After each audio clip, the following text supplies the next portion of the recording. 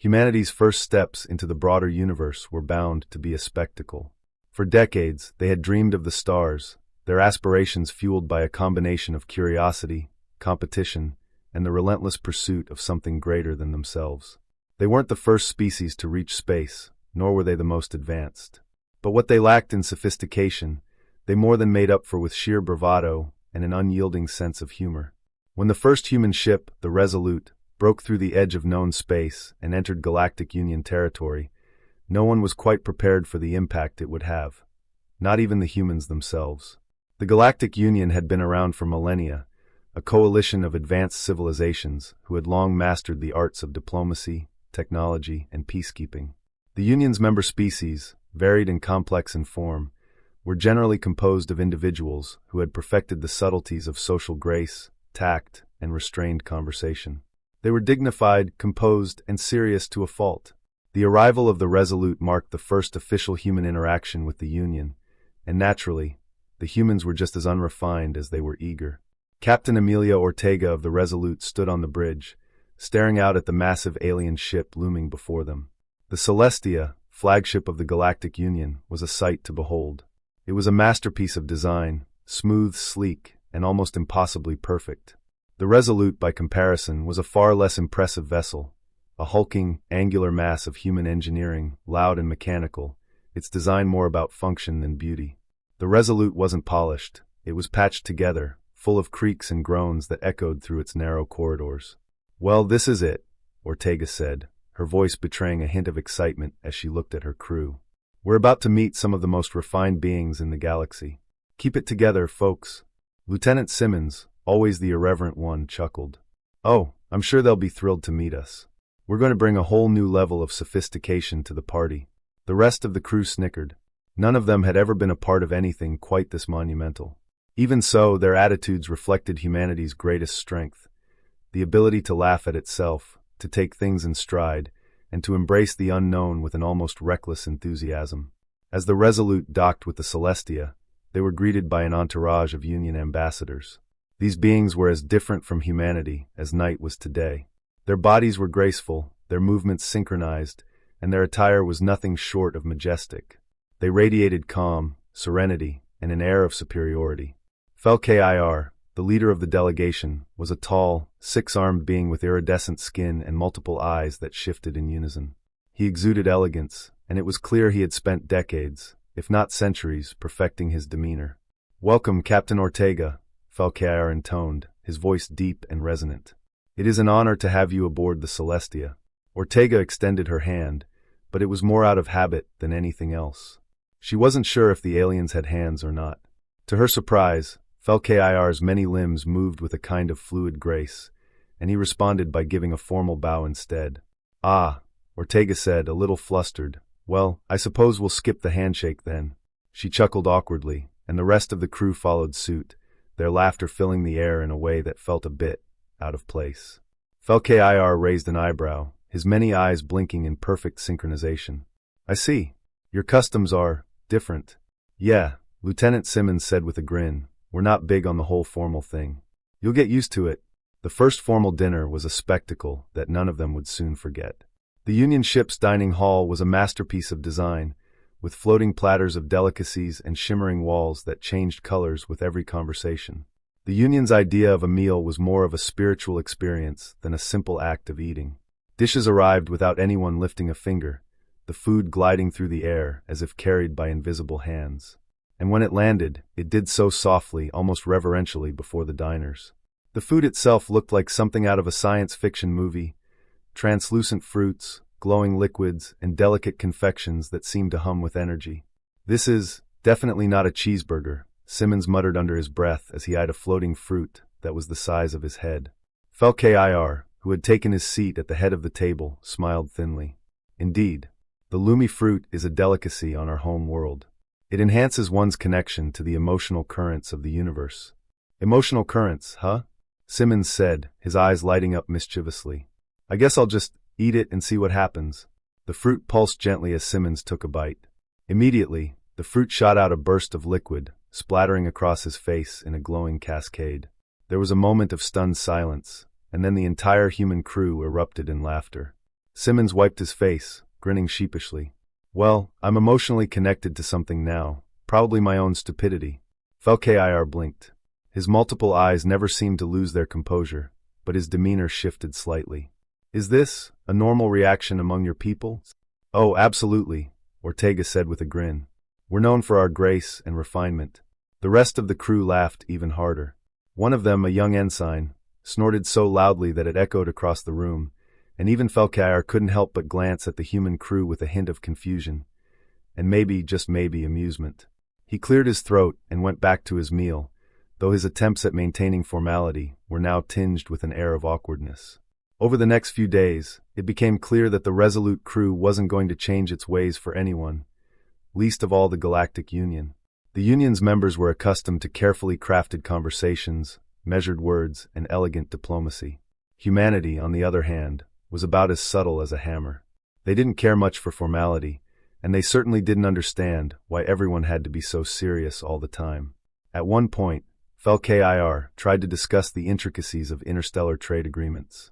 The Union had sophisticated systems of exchange, where bartering was nearly an art form, involving a long sequence of symbolic gestures and subtle negotiations. The humans, however, took a far more direct approach.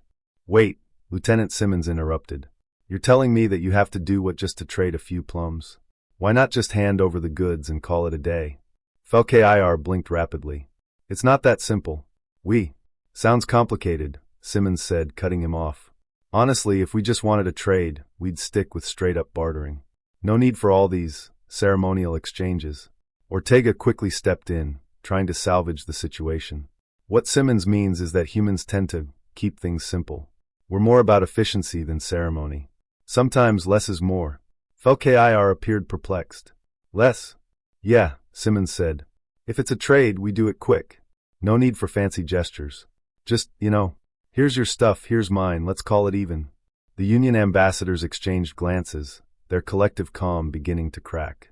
They had never encountered a species so utterly unrefined, so boldly casual in the face of such serious matters.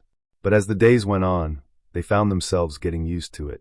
Humans, it seemed, could find humor in just about anything. Their ability to laugh at themselves, their willingness to embrace discomfort and turn it into a moment of joy, was something the Union delegates had never witnessed before. And though it was initially jarring, it slowly became endearing. One evening, Felkir found himself alone with Captain Ortega, watching the stars through a viewport. He had begun to ask questions that, a few days ago, he would have never considered. I have been thinking, he said, his voice quieter now, less formal.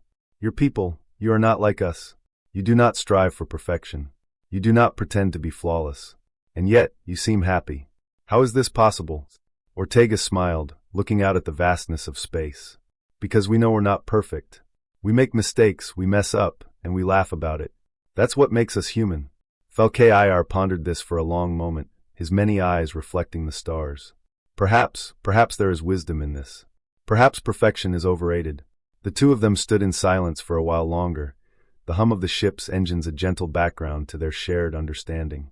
As the Resolute prepared to leave the Galactic Union space, there was a sense of finality in the air. The humans had left their mark, both literal and figurative. The Union delegates, for all their initial disdain, were now strangely fond of their human counterparts. Captain Ortega, Felkir said with a final, formal bow, I do not fully understand your people, but I believe we have learned something invaluable. Perhaps there is something to be said for your way of life. Ortega grinned. We're a work in progress, Felkir, but we'll get there eventually. The Resolute shot off into the unknown, the stars seeming a little less distant than before. The Union would continue to grow and thrive in its pristine, perfect way, but perhaps, just perhaps, there was a place for a little chaos, a little laughter, and a little bit of humanity in the galaxy after all. And somewhere, in the dark expanse of space, a few Union diplomats chuckled to themselves as they recounted the Resolute's visit. Perfection, after all, was overrated. As the Resolute drifted away from the Galactic Union space, Captain Ortega stood on the bridge, her hands resting on the cool metal of the command chair. She gazed out into the vast expanse of stars, the light of distant galaxies illuminating the black void. The mission had been more than a success. It had been an unexpected comedy, an unfolding theater of human absurdity colliding with the Union's polished, almost pristine worldview. Lieutenant, Ortega said, breaking the silence. "I think we might have just started a whole new chapter in the galactic history books." Lieutenant Simmons, standing nearby, snorted with laughter. "Yeah, you can bet they'll write entire chapters about the chaos we've caused. Maybe we'll have our own section in there, How to Not Do Intergalactic Relations Manual." Ortega chuckled, but shook her head. "I think they'll be more inclined to write How to Laugh at Yourself after we leave." Simmons grinned, adjusting the collar of his uniform, as if he had just received an award for the greatest diplomatic disaster of the century. I think they'll remember us for more than just the trade agreements. I mean, when you think about it, we're probably the first humans to ever crash a banquet while unintentionally wearing the wrong shoes. The Resolute's crew had left an indelible mark on the Union. During the closing ceremony, when it came time for everyone to don their finest ceremonial outfits, the humans had been faced with a dilemma. The Union's dress code was precise. Each species had its own ceremonial attire that had to be worn with specific accessories and adornments. Naturally, the humans showed up wearing whatever they happened to have in their closets. Simmons had worn an oversized tuxedo jacket, one that didn't even button properly, paired with boots that squeaked loudly when he walked. Ensign Blackwell had insisted on wearing a t-shirt emblazoned with the logo of his favorite sports team, which, by sheer coincidence, clashed horribly with the elegant decor of the Union's dining hall. But the pinnacle of this fashion faux pas was Ortega herself, who had, out of habit, worn her trusty combat boots. She had tried to explain that she wore them for practicality, but no one had understood. To make matters worse, her boots had clunked loudly on the marble floors, creating a jarring contrast to the soft, almost ethereal footsteps of the Union delegates.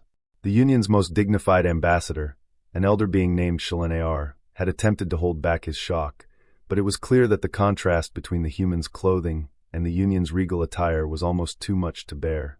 For a few seconds, Shalenear's mouth had opened and closed in a futile attempt to form words. Then, in the most awkward of diplomatic moves, he had excused himself and turned abruptly to the side, his face contorting in the beginning stages of what could only be described as a silent laugh. It had been a total disaster, a laughable, messy disaster, but it had broken the ice in the most unexpected of ways. As the Resolute traveled farther from the Union space, the crew found themselves still chuckling about their diplomatic mishaps. Every conversation, every debriefing session, seemed to somehow circle back to one hilarious moment or another.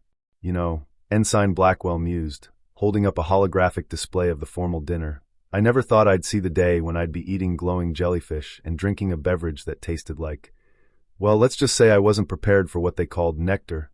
The display flickered, showing a floating platter of strange food. One image in particular stood out, a gelatinous orb that had burst open the moment Blackwell had taken a bite, spilling what could only be described as a glowing, viscous substance all over his shirt. "Are we sure the Celestia wasn't just trying to poison us?" Lieutenant Simmons quipped, his voice filled with exaggerated disbelief. "I mean, that nectar stuff was supposed to help us connect with the emotional currents of the universe, but all it did was make me feel like I had swallowed a small sun." Ortega smirked, not taking her eyes off the ship's controls. "I think they might have believed that food was the ultimate test of strength or bravery. We were probably supposed to maintain composure while that nectar was burning through our systems." Blackwell rolled his eyes. "If that's the case, we passed their test with flying colors. My stomach's still burning, but I'm fine, barely." The deeper humanity delved into their interactions with the Galactic Union, the more they discovered the cultural divides that kept growing between the two. Yet for all the serious gaps in understanding, there was an undeniable bond of camaraderie that had formed. It was a strange, almost surreal sense of shared experience between the humans and the Union diplomats. In one particularly amusing moment, Captain Ortega had decided to host a joint crew activity. The idea was simple, a human-style game that would allow the Union delegates to experience the kind of activities that humans enjoyed in their downtime. Naturally, Ortega had chosen a competitive sport, dodgeball. She had thought it would be a light-hearted way to break up the tension. What she hadn't realized was that the Union species, despite their advanced technology, were shockingly bad at physical games.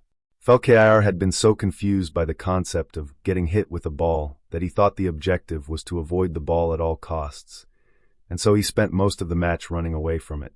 Meanwhile, Simmons and Blackwell, utterly gleeful at the sight of their adversaries' confusion, launched balls with reckless abandon.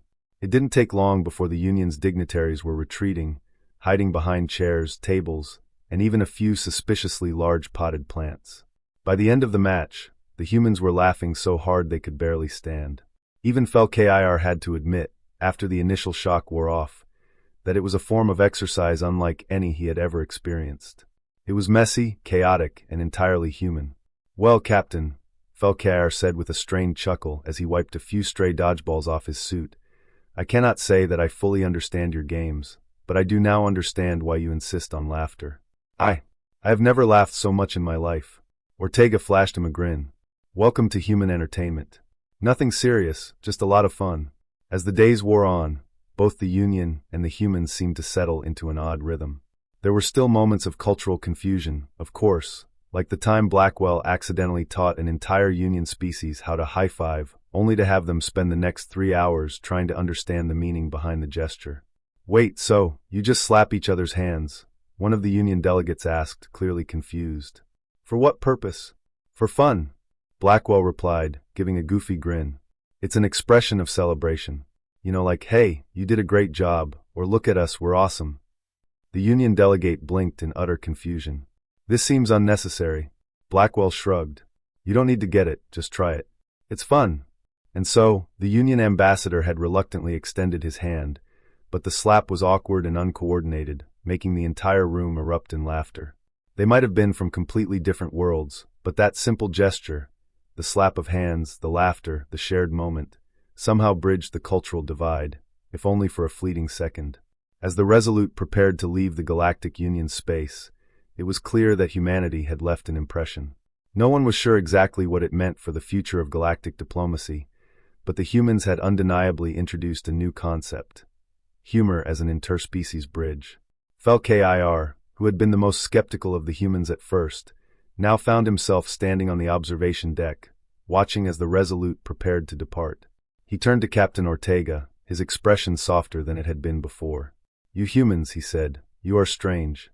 You don't understand the subtleties of diplomacy, and you have no concept of grace. But you make the universe feel less daunting. You remind us that we can laugh, even at ourselves. I think that is something very valuable." Ortega, her hands clasped behind her back, smiled. "Well, we're a work in progress, Felkir, but we'll be around. And next time, we might even show you how to make a proper cup of coffee." Felkir raised an eyebrow. "Coffee? It's a thing," Ortega said with a wink. And with that, the Resolute accelerated away, its laughter trailing in the wake of the stars, leaving behind a universe just a little less serious and a whole lot more human.